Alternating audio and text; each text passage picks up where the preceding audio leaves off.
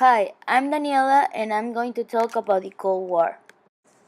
The Cold War is beginning shortly after the Second World War and the extinction of the Soviet Union, in the designation attribute to the historical period of strategic disputes and internal conflicts between the United States and the Soviet Union for political, economical hegemony and military in the war. The different economic and political systems adopted by the two countries were antagonistic and competitive. On the one hand, American capitalism and its democratic political system, and the other, the Soviet communism under the authoritarian rule of Stalin since 1922. The disagreement in the division of Germany between the victorious powers of the Second World War caused the split of Western world into two blocs. One communist led by the USSR and another capitalist dominated by the United States. Between the two countries didn't originate any war or direct confrontations, and one of the causes of the greater weight was the fear to unchain a nuclear battle. For that reason, this conflict, like Cold War, is the denominator. That is to say, the conflict didn't arrive at warm up and go to the battlefield. The Cold War came to an end in November 1989 with the negotiations established by Ronald Reagan and Gorbachev Mikhail after a period of 42 years, determining international relations. In the early 90s, the then president of the Soviet Union, Gorbachev, began to celebrate the end of the socialism in that country and in the Allies. Now I'm going to talk about how it works the capitalism and socialism.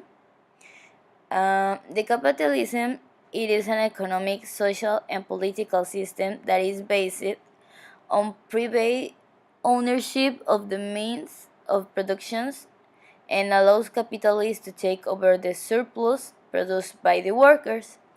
And socialism it is an ideology of political economy that defends mainly an economic and political system based on the socialization of the means of production or collectivist administrative control, which can be non-state or state, just as it can be democratic or dictatorial.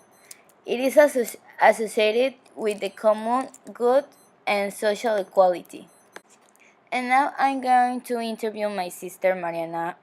She has 22 years old and she knows a little about the Cold War. So, Mariana, what countries were the world leaders during this period? The United States, France, the United Kingdom, and the Soviet Union. Why the countries who were allies during the wars become enemies afterwards?